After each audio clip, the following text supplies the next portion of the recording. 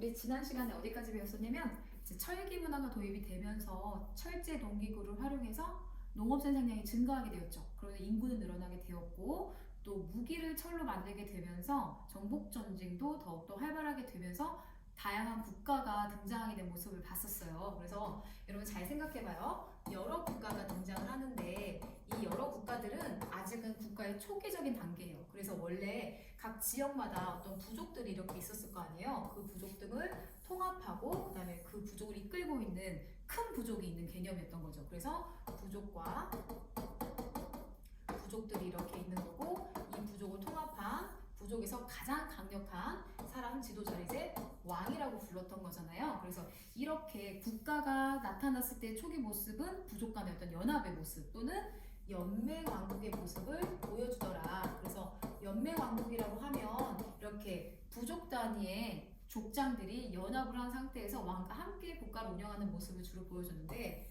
대표적으로 이제 우리가 기억을 잘 더듬어 보면 제일 북쪽에 위치하고 있었던 부여는 숭화강 일대 이 평야가 있어서 농사도 지을 수 있었지만 주로 목축을 했었고 그 다음에 여기 고구려가 압록강 근처에 비옥하지 못한 토지로 인해서 주변 국가였던 옥저와 동해를 약탈하면서 발전했던 모습을 봤었고 또 옥저와 동해는 워낙에 해산물이라든지 물자는 풍부했으나 이제 고구려의 어떠한 이제 침략에 의해서 크게 발전하지 못했던 모습을 봤고요. 그 다음에 여기 충청도 일대의 마한, 그 다음에 여기 진안, 변안 이것을 우리가 묶어가지고 사만이라고 표현을 하는데 각각의 이렇게 마한, 진안, 변안은 소국들이 연맹해서 연합을 한 상태의 모습을 보였고 이 중에서 마한에서 제일 잘 나갔던 국가가 목지국이었고 그리고 진안에서 제일 잘 나갔다기보다는 진안의 하나의 그냥 국가였던 사로국이 있었다.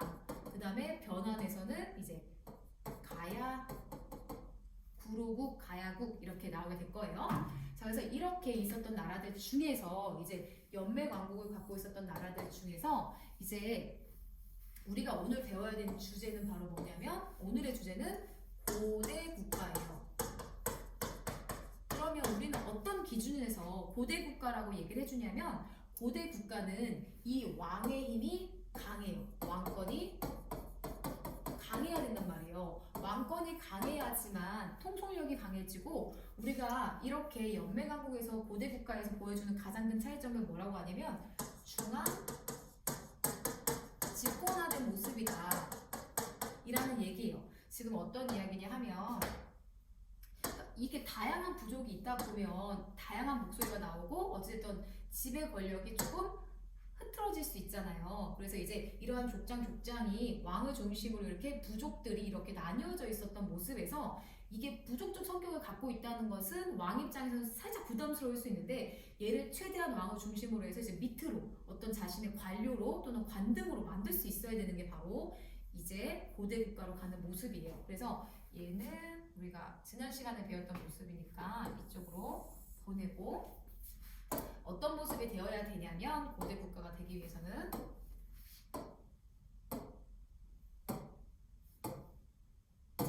이러한 모습으로 변해되는 거예요. 그래서 우리가 배웠던 이제 국가들 중에서 이러한 모습을 지난 시간까지 배웠던 거고 이렇게 왕을 중심으로 족장들을 귀족으로 만들거나 또는 관등 안에 체제에 완비시키거나 이렇게 정리할 수 있는 나라는 고대 국가가 되는 거고 이거를 하지 못하는 국가는 그냥 연맹단계 수준에서 이제 멸망하게 되는 건데 우리는 그러면 자 이렇게 돼야 되는 거죠. 이렇게 돼야 되는데 이제 이렇게 됐던 국가들이 우선 보면 자 부여와 여기 변안에서 성장한 가야 같은 경우는 연맹왕국 단계에서 무너지게 되고 이미 그 전에 옥저와 동해는 고구려의 침탈에 의해서 이미 왕도 없었고 힘이 약했기 때문에 오늘 우리는 우리 한반도에서 성장했던 다양한 나라들 중에서 고구려 그 다음에 이 마한을 점령해서 이 지역의 마한의 영역을 점령하면서 성장하게 되는 백제 그리고 이 사로국이 성장해서 신라가 되는 이 세 개의 나라가 각각 어떻게 해서 이렇게 고대 국가가 됐는지를 왕을 통해서 정리를 해볼 거예요. 그래서 여러분도 어떤 왕 때 어떤 체제 정리를 해서 지금 고대 국가로 가고 있구나 그 모습을 찾을 수 있으면 되는 건데 주로 이렇게 고대 국가가 됐던 나라들 같은 경우는 활발한 영토 확장 전쟁을 했습니다. 그래서 보편적으로 나타나는 특징이에요. 활발한 영토 확장 전쟁을 통해서 새로운 영토를 획득했고 거기서 또 지배층이 만들어지고 피지배가 이루어지고 거기에 따른 군공, 뭐 잘했던 사람들에게 포상을 하고 또 이 족장들에게도 어떤 일정한 등급을 줄 수 있게 되고 이렇게 돼서 영토 확장 전쟁을 했었고 그리고 제일 중요한 건 이들의 불만들이야. 이 사람들의 불만을 무마시킬 수 있게 자, 관등제라는 걸 만드는 거예요. 그리고 이 사람들이 죽고 그 다음 세대가 나타났을 때도 이 관등제에 의해서 관등이라는 건 뭐냐면 국가에서 어떤 관제를 정비해서 등급을 나눠놨다는 뜻이에요. 그래서 이왕이면 어떤 부족장은 진짜 국가 발전에 진짜 큰功을 세웠으면 더 높은 자리를 주고 이 부족장이 그렇게 큰 역할을 하지 못했으면 상대적으로 낮은 등급을 줘서 충성을 다할 수 있게 또 그것을 하나의 제도로 만드는 걸 관등제라고 보면 돼요. 그리고 그것을 국가가 체제를 정비하는 과정에서 좀 더 보기 좋고 또 그걸 고정화시키기 위해서 관복제, 각 등급에 해당되는 옷 색깔을 정비하는 걸 관복제라고 하는데 당연히 이렇게 체제가 정비된 나라의 모습과 이게 이루어지지 않은 나라의 모습은 당연히 달랐겠죠. 그러면서 이제 중앙의 행정제도를 정비하게 되는 거예요. 그래서 하나의 이 제도가 법이 되는데 그게 여러분이 뭐 들어본 적 있을 수 있는 나중에는 뭐 예를 들어서 뭐 삼성육부제라든지 아니면 국가의 통치 체제라든지 이러한 각각의 운영하는 제도를 우리가 율령이라고도 부르는 거예요. 그래서 이러한 행정제도가 정비가 되면서 율령을 반포하는데 이 율령이라는 건 국가를 어떻게 운영하겠다, 어떠한 기관을 통해서 이렇게 국가를 운영하겠다, 이러한 뭐 집사부를 통해서 운영하겠다 이런 것을 법률화시킨 거이자 국가를 다스리는 법일 수도 있고 또 이런 국가의 이런 법을 지키지 않았을 때는 형벌을 내리겠다 그런 형벌에 다양한 각종 제도를 국가가 법으로 만들어서 모든 이에게 공포했다는 건 그만큼 국가 체제가 정비가 되고 있다는 뜻이에요. 근데 문제는 이게 지금 다양한 지역을 정복했고 다양한 부족을 통합했기 때문에 사람들 간의 어떤 정신적인 통합이 되지 않을 수 있잖아요. 이걸 해결할 수 있는 가장 중요한 게 바로 뭐냐면 정신적 통합인 종교의 통합이에요. 그래서 각 부족이 믿고 있었던 신이 다 달랐잖아요. 얘를 통합시킬 수 있는 고등 종교, 이건 바로 인도에서 수입해옵니다. 그 종교가 인도와 중국을 거쳐서 한반도는 이 고대 국가들이 다 수용을 하게 돼요. 그래서 그게 바로 불교. 그럼 여러분은 어떤 왕 때 불교가 수용이 됐는지 각 국가에서 찾을 수 있어야겠죠? 그리고 불교가 수용이 됐다는 건 그만큼 국가의 권력이 중앙 집권화되고 있다는 걸 의미하는 거예요. 그리고 각 국가는 또 유학을 받아들입니다. 유학이라는 것은 당연히 이제 어떤 유학적인 성과를 공부하는 것이긴 한데 가장 중요한 건 거기에 충, 그 다음에 효 이러한 사상을 통해서 그걸 열심히 학습한 사람들을 관료로 어떻게든 선발하려고 했던 그러한 제도가 이제 유교를 받아들이면서 국가 체제 정비에 많이 활용이 된다는 거예요. 그리고 마지막으로 이렇게 영토가 넓어지고 그리고 왕이 다스릴 수 있는 땅이 넓어지게 되면 물론 자신이 왕이 다 다스릴 수 있으면 좋겠지만 정복전쟁이 활발해지면 영토가 활발해지잖아요. 그러다 보면 이렇게 각 국가의 수도가 있으면 이 수도를 중심으로 왕이 다스릴 수 있는 지역을 제외하고는 각 지방의 거점은 최대한 지방관을 파견하고자 노력을 했었어요. 그래서 모든 지역의 지방관을 파견하지 못하지만 그래도 최대한 거점에라도 왕의 충성을 다할 수 있는 관료를 파견하려고 해서 이 지방관을 파견하려고 했다라는 것도 지방의 제도를 정비해서 일률적인 어떠한 뭐 군 이런 걸 설치해서 정비를 하고 거기에 지방관을 파견하기 위한 노력이 있었다. 그래서 이러한 국가 체제가 나타나는 것을 우리가 이제 고대 국가라고 할 거고 우리나라는 고구려, 백제, 신라가 이런 모습을 다 보여줬어요. 그리고 여러분은 이렇게 고대 국가가 됐다라는 건 중앙 집권화 됐다는 모습이 바로 이러한 국가의 모습이 중앙 집권이라는 뜻이에요. 왕의 명령이 지방까지 전달되고 집권화된다, 이렇게 모인다는 뜻이에요. 그래서 요거를 기억해야 되고 중앙 집권화가 됐다라는 건 사실은 왕권이 매우 강해졌다라는 걸 의미하는 거예요. 왜냐하면 지금 예전에 부족장들을 통제할 수 있고 그 부족장들을 귀족으로 다 편입을 시켜버린 거야. 귀족으로 편입을 시켜서 일정한 특권은 주되 하지만 모든 권력은 왕이 갖는 거고, 그리고 그들이 불교를 수행했던 이유도 마치 왕이 부처님이다 이렇게 주장하면서 그런 종교적인, 예전에 사실 청송사상과 약간은 비슷한 맥은 있지만 이런 식으로 해서 왕권을 강화시키고자 했던 모습을 오늘 배우도록 할 거예요. 그러면 이제 우리가 본격적으로 이제 선생님이 지금 설명해줬던 개념을 각 우리가 오늘 예쁜 걸로 써볼까요? 자, 고구려, 그리고 백제, 신라라는 나라에서 언제 그렇게 등장을 했는지 왕을 중심으로 좀 정리를 해보도록 할게요. 그 다음에 가야까지 세계로 정리를 해보면, 자 우선 2세기, 그 다음에 3세기, 그 다음에 4세기까지 여기서 한번 정리해 보도록 할게요. 자 먼저 고구려에서 있었던 일을 2세기에 얘가 다른 펜으로 인식 못하나?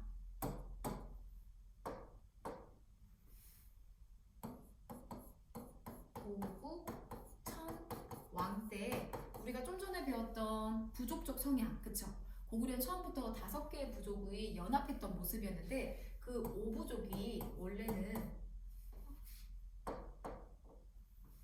5부족을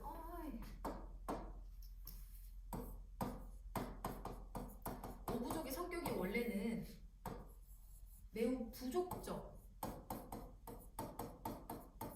성격을 갖고 있었는데 얘를 행정적 성격의 5부로 개편했다고 합니다. 고국천왕 때. 그래서 뭔가 부족적 성향을 많이 누르려고 했다고 하고요. 그 다음에 고구려 같은 경우는 이 뒤에 이제 한 4세기쯤 가면 이 고구려 땅에 있었던 한 사군의 마지막까지 박혀 있었던 그 군 기억하나요? 바로 4세기가 되면 남랑군을 축출해요. 이 땅에서 축출하면서 고구려가 이제 북쪽 지방에서 영토를 넓혀가게 되는데, 문제는 원래는 이제 한 4세기가 300년대였는데 뭐 만주, 요동 지방까지 막 영토를 넓히려고 하는 과정에서 고국 원왕 때 나라에 약간의 이제 위기가 오게 돼요. 고국 원왕 초반에는 저 북쪽에서 선비족의 침략을 받기도 했고, 그리고 왕 말기에는 이때 4세기가 하필 우리 백제에서는 근초고왕이 활동할 때였기 때문에 근초고왕의 공격을 받아가지고 고국 원왕이 이제 죽게 되고, 여기는 백제의 침략을 받게 된다. 그래서 위기를 겪게 되는 게 바로 이 고구려의 모습인데, 다행히도 이때 소수리망이 이걸 위기를 극복해요. 그래서 소수리망 때 이러한 위기 속에서 고대국가 체제를 정비하는데, 그 체제 정비를 바탕으로 거꾸로 고구려는 영토 확장을 더 많이 했던 나라예요. 그래서 소수리망 때 불교를 수용했고, 그리고 유학을 공부시키기 위해서 태학을 설치했습니다. 태학을 설치해서 유학도 공부시키고, 거기서 여러 가지 기술교육도 했고요. 그 다음에 이때 소수리망이 국가의 법인 율령도 반포합니다. 그러니까 아까 선생님이 얘기했던 그러한 요소를 거의 소수리망 때 고구려에서는 체제 정비가 거의 이루어졌고, 그 뒤에 이제 5세기에 광기토대왕이 나오게 되는 거예요. 자, 그러면 이렇게 고구려가 체제 정비를 하고 있을 때 가장 먼저 전성기를 누렸던 건 백제예요. 그래서 백제 같은 경우는 3세기 때 고이왕, 고등학교에서는 고이가 왕이잖아. 그래서 이 고이왕 때 우리가 알고 있었던 관등제,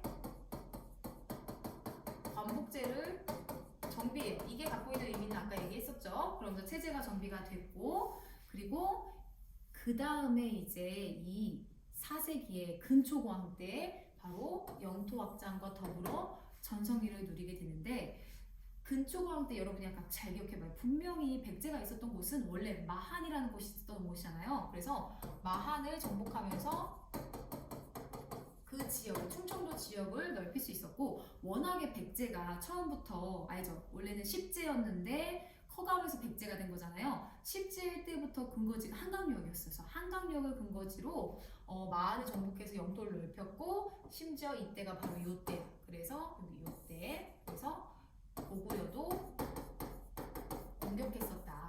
그래서 가장 먼저 전성기를 누렸던 게 백제였고, 백제 전성기는 바로 이 사색이었다. 그 모습을 우리가 좀 지도로 잠시 볼 텐데, 사색이 백제 전성기를 보여주는 지도는 바로 요거입니다. 그래서 이걸 이렇게 하면 커져. 이렇게 해가지고 백제가 가장 먼저 여기 한강역을 차지하고 있었기 때문에 한강역을 중심으로 해서 이렇게 여기 고구려까지 침략하는 모습, 이게 지금 현재 4세기의 백제의 모습이에요. 그리고 여기 이렇게 신라 쪽으로도 진출하고 마한의 대부분은 다 차지했고, 그리고 이렇게 뭔가 중국까지 교류의 모습까지 진출하는 모습이 보이고, 일본으로도 교류가 계속 고대부터 활발했던 모습을 보여주고 있다라는 거 잘 기억하면 되겠죠? 자, 그 다음에 4세기 말에 이제 침류왕 때 사상적 통일을 위해서 백제에서도 불교를 수용하게 됩니다. 백제에서도 불교가 수용하게 되었고, 자, 이러고 있을 때 현재 신라는 어떤 모습이었냐면 이때의 기록이 많이 없어요. 그냥 사로국의 모습이었기 때문에, 사로국 같은 경우는 박씨, 박효꽃에 들어봤잖아요. 그 다음에 석탈의 석씨, 그 다음에 김할지의 김씨, 박씨, 석씨, 김씨가 이렇게 뭐 왕위를 돌아가면서 이렇게 박씨가 있다, 석씨가 있다, 김씨가 이렇게 돌아가면서 왕을 했대요. 이게 의미하는 건 왕권이 강했다, 약했다? 약했다예요. 그래서 심지어 왕이라는 칭호가 아니라 이때는 칭호가 이사금이라는 칭호를 사용하고 있었대요. 이사금이 이자국이라는 뜻이라서 이제 떡을 주고 이렇게 앙 하고 물었다가 뱉어서 이자국이 많은 사람이 뭐 지도자였다 이렇게 얘기했던 게, 그러니까 삶의 지혜가 있는 사람, 그래서 뭔가 왕권이 강하진 않았던 상황이었는데, 이 신라에서 이제 3세기 말기에 어떤 일이 벌어지냐면, 이제 우리가 곧 배울 5세기에 광개토 대왕이 나올 때쯤 활동할 시기쯤에 고구려의 도움을 받아가지고 4세기에 이때 고구려의 도움을 받아서 나라의 위기를 극복했던 적이 있었어요. 그래서 이때 이 도움을 기반으로 해서 이때 김씨가 왕위를 세습하게 된 거예요. 원래는 이렇게 박석김씨가 돌아가면서 하다가 김씨가 왕위 세습을 가능하게 된 게 바로 이 고구려의 도움을 받아서였고, 그래서 이때부터는 김씨가 뇌물, 그리고 예전보단 강해진 거예요. 어쨌든 고구려의 도움을 받아가지고 지배층의 권한이 커지긴 했지만 좀 더 강력한 군주라는 뜻으로 마립간이라는 칭호를 사용하기 시작했대요. 그래서 마립간이라고 이제부터 불러. 그래서 김씨였고 뇌물마립간이라는 이때부터 왕치, 이제 뭔가 권한이 좀 커졌고 김씨가 왕의 자리를 갖게 되었다라는 게 바로 요때까지의 모습인 거예요. 그러면 이제 선생님이랑 5세기와 6세기의 모습을 한번 또 보도록 할게요. 자, 이제 5세기와 6세기의 삼국시대의 모습을 볼 텐데, 4세기가 백제 전성기였다면 5세기는 우리가 그 유명한 광개토 대왕과 장수왕의 전성기가 됩니다. 그래서 고구려의 전성기를 누리게 되는데, 먼저 이것을 그림으로 먼저 보여주면,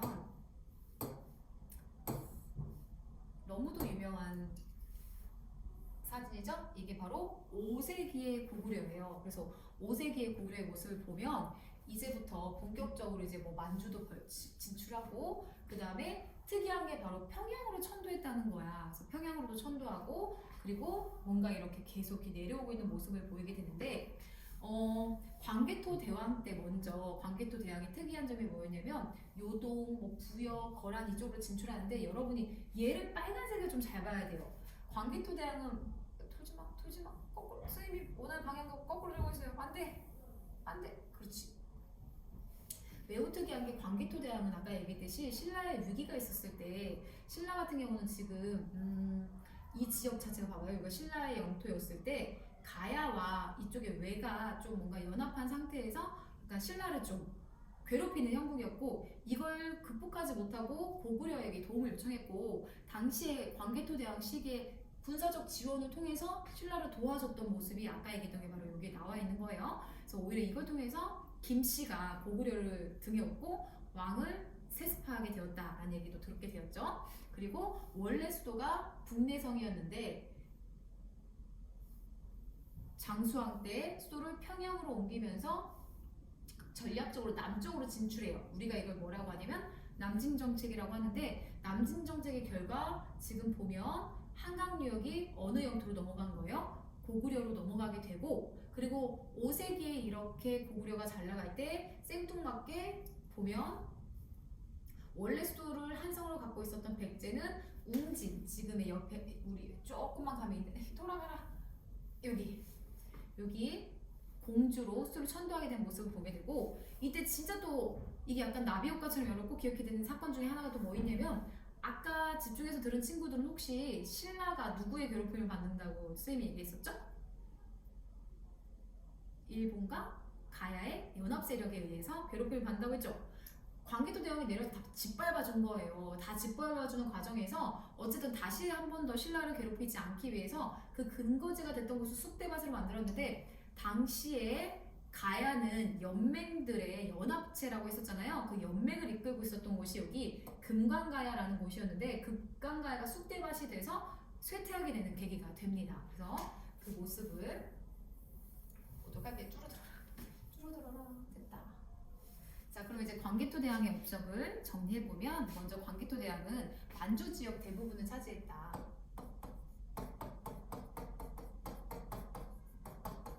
대부분을 차지했고 그리고 여러분이 꼭 기억했으면 좋겠는 게 바로 뭐냐면 당시에 어디를 도와줬다 했죠? 신라를 도와줬었다라는 걸 꼭 기억해야 돼요. 그래서 이때 신라를 도와주는데 어쨌든 신라까지 가는 길목을 봐봐. 그래서 원래 이때 한번 광개토대왕 역시 한강유역을 진출하게 되는데 헷갈리면 안 돼. 한강유역이긴 한데 한강유역에서 이북 지역까지 한강유역이 이제 북쪽 지역까지 진출을 했었고 그 다음에 광개토대왕 같은 경우는 이렇게 신라의 침입과 외 세력을 격퇴해줬다. 알겠죠? 근데 문제는 그 과정에서 원래 이 가야의 연맹을 이끌고 있었던 게 대가야 김해의 대가야가 바로 이 가야의 연맹을 이끌고 있었는데 이 대가야가 오히려 이것 때문에 쇠퇴하게 되는 계기가 됐다라는 얘기 했었습니다. 그리고 난 뒤에 그 다음이 이제 장수왕이잖아요. 장수왕 같은 2학년 학생들에게 장수왕 같은 안내합니다. 경우는 제일 중요한 게 이제 프로그래밍 B를 듣는 평양천도 학생은 지금 수업 들으러 도서실로 와주세요. 프로그래밍 B를 듣는 학생들은 도서실로 와주세요.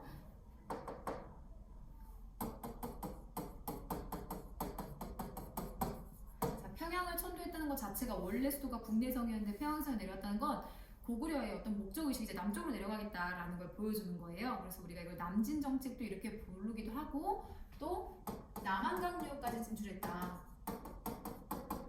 그러니까 이제 알겠죠?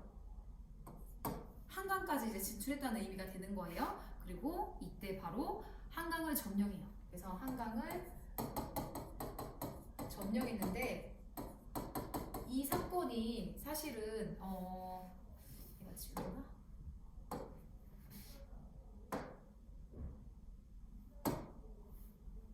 이게 지금 여기 좀 맞질 않는데 어떻게 하지? 지우개가 있으면 좋겠다. 아 지우개가 아니야. 지우개인가? 이렇게 되면서 옆에 지금 여기 안 맞아서 얘를 없앨 수 있는 방법이 없을까? 그래서 오히려 이 한강역 이쪽에다 써주면 돼. 아니야.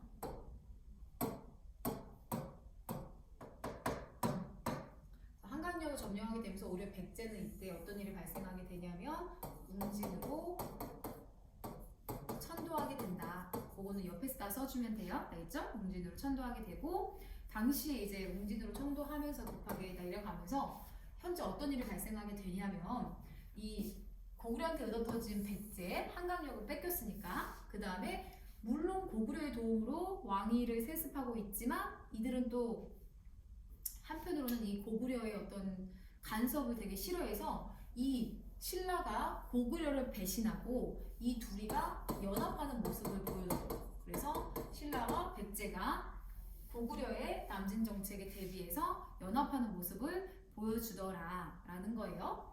자, 그러면 지금 선생님이 설명한 이야기는 사실 5세기의 일이야. 지금까지 5세기의 일을 설명했던 거고 지금 화면이 선생님이 이제 좀 작아서 5, 6세기를 같이 써놨는데 지금부터 설명하는 게 6세기에 해당되는 이야기예요. 그래서 6세기에 해당되는 이야기는 선생님이 뒤에다가 쓸게요. 그러니까 아예 여기는 여러분이 얘를 생각 안 하면 딱 되겠어. 얘만 지우면 다 되겠어. 얘를 지우고 얘 지우고 얘 없으면 되겠어. 이 이야기는 선생님이 이제 뒷페이지에다가 다시 설명을 해주도록 할게요. 새로운 깨끗한 곳에다가. 자, 그러면 6세기에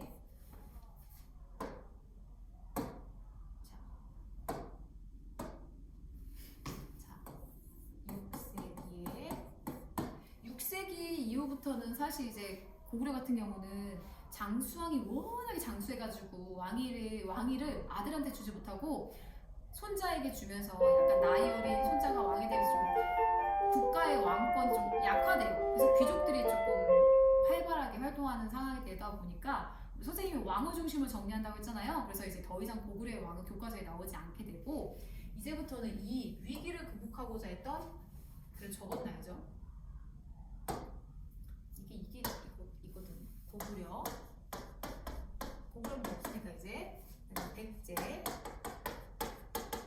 그 다음에 신라 그리고 가야 인데 여러분 이제 6세기는 어떻게 생각하면 되냐면 솔직히 얘기하면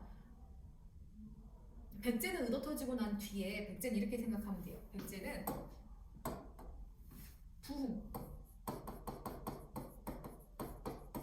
부흥 노력. 아까 선생님이 설명했던 첫 번째가 바로 뭐였냐면 신라와 연합하려고 했고 앤드 또 왜 그리고 중국으로 치면 좀 남쪽에 있었던 이 중국과 연합하려고 해서 이렇게 다른 나라를 통해서 이 위기를 극복하려고 했었다라는 거야. 그래서 이제 6세기, 그러니까 500년대가 됐을 때 백제의 이야기를 할 때 여러분이 꼭 기억해야 되는 사람들이 있습니다. 그래서 그 사람들이 바로 누구냐면 첫 번째 바로 무령왕이에요. 무령왕은 부흥시키기 위해서 우선 어쨌든 수도가 함락되고 막 관리를 못하니까 지방이 정리가 안 될 거 아니에요. 그래서 지방을 통제하기 위해서 지방에 22담로를 설치하고 뭔가 지방을 정비하려고 했던 노력이에요. 그리고 여기에 왕족을 파견해서 뭔가 아직 백제 죽지 않았다. 통치력을 강화시키려고 노력을 했었다고 합니다. 그리고 여러분이 알다시피 이 무령왕의 그 무덤이 역대급 발견됐잖아요. 그래서 관심 있는 친구들은 꼭 무령왕의 무덤 발굴 이야기를 한번 찾아봤으면 좋겠고 그 다음에 무령왕 다음에 여러분이 또 기억해야 되는 게 바로 이 성왕이에요. 그래서 성왕 같은 경우는 어떻게 하든 백제를 정말 다시 일으키기 위해서 웅진이라는 곳은 급하게 수도를 옮긴 곳이었단 말이에요. 웅진 천도는 너무 급하게 옮긴 곳이었기 때문에 아까 선생님이 설명을 했는지 모르겠어요. 이 웅진이 대외로 진출하기도 너무 작고 좀 좁다고 느꼈던 거야. 그래서 이 성왕 때는 아예 작정을 하고 사비라는 곳으로 사비는 지금의 어디일까요? 여러분이 찾아서 써놓으세요. 수도를 옮기고 실제로 다시 강력한 제국을 꿈꿨습니다. 그리고 이때 딱 하필 이육 국가가 또 잘 나가는 진흥왕 때였던 거야. 그래서 신라가 먼저 손을 내밀어서 우리 한번 힘을 합쳐서 저 고구려를 쳐보는 게 어떻냐라고 해서 이 성왕 때 신라와 연합해요. 그래서 성왕 때 한강유역을 실제로 회복을 해. 그런데 안타깝게 꼭 앞에다 이거 써놔야 돼요. 일시회복이에요. 일시회복. 왜 일시회복이냐면 원래 이제 이 성왕이 있었을 때 여기가 이제 진흥왕인데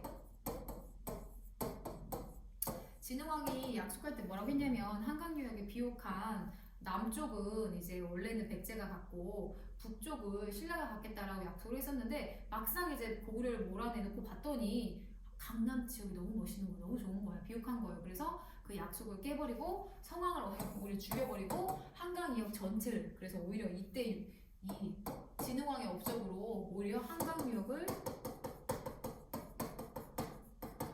차지하게 되더라라는 게 바로 6세기에 거의 6세기 끝까지 갈 때의 모습이고 그럼 우리는 지금 미스테리한 게 뭐냐면 뭐지? 가장 약했다라고 생각했던 신라가 뭔가 지금 6세기가 되면서 뭔가 엄청난 강력한 모습을 보여주고 있단 말이에요. 그게 가능해진 왕들이 있습니다. 그래서 여러분이 6세기에 신라의 왕 3명을 꼭 기억해야 되는데 그 6세기의 첫 번째 왕이 지증왕이에요. 자, 지증왕 같은 경우는 왕권을 강화시키기 위해서 지방제도를 정비했습니다. 그래서 지방제도를 정비했고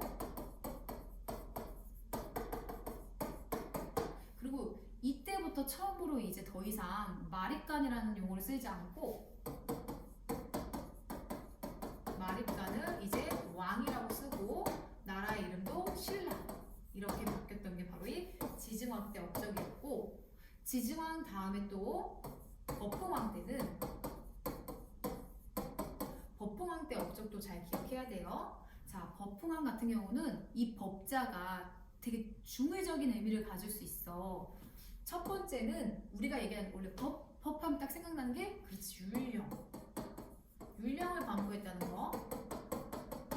그 다음에 한 개 더 이게 불법을 의미하기도 한대요. 그래서 이 불교를 수용했는데 그 알죠? 이 법풍왕과 관련해가지고 불교 수용하는데 이제 그 신화 이름 뭐였죠?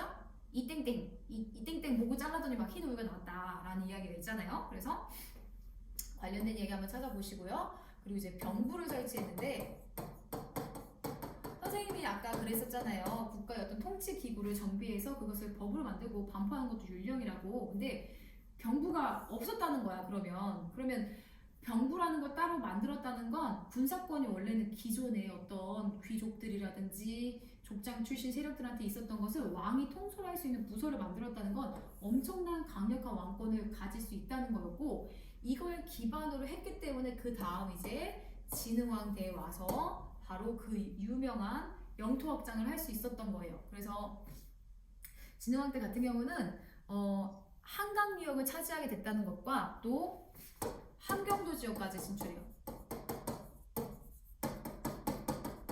그 모습을 꼭 지도로 봐야 되는데 자 보면 또 돌아 됐다. 오 좋아요. 이 모습 먼저 보세요. 시간 순으로 설명을 해주면 먼저 우상국을 복속했다. 매우 중요한 이야기인데 이 우상국을 복속한 이야기 알죠? 신라 장군 이사부 그게 바로 진흥왕 때도 업적이에요. 그래서 얘를 이렇게 보자. 이거니까 지금 다 신라 이야기니까.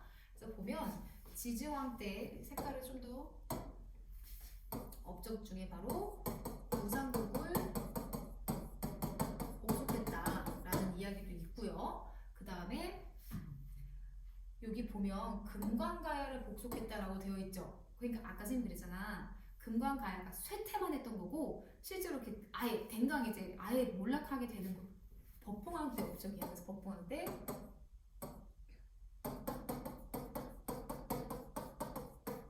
복속했고 그 다음에 여기 보면 대가야가 복속됐다라는 연도가 있죠.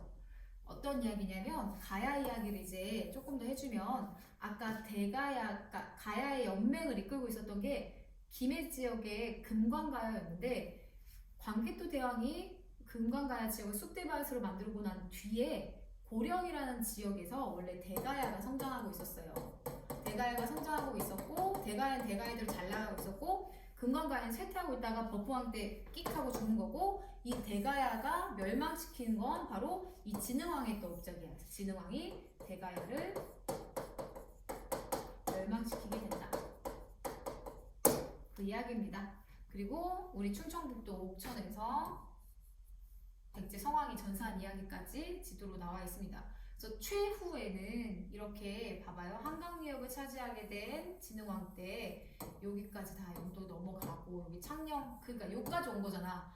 창녕 가야가 있었던 지역까지 내려왔으니까 아예 가야 지역까지 다 신라가 진출하게 되었고 이런 비석들이 바로 신라가 이 지역까지 진출했다는 걸 보여준단 말이죠. 그래서 그런 비석들이 남겨져 있고 이렇게 신라가 한강유역을 차지하게 되면서 중국과 직접 교류할 수 있게 된 상황이 되면서 나당 연합이 성립될 수 있는 배경이 이제 다음 시간에 배울 내용이 나오게 됩니다. 그래서 여러분은 지금 선생님이 수업한 내용을 선생님이 과제를 올려줄 거예요. 과제를 올려주면 자, 이 연표를 올려줄 테니까 이 연표에다가 예쁘게 정리해서 제출하면 되겠습니다.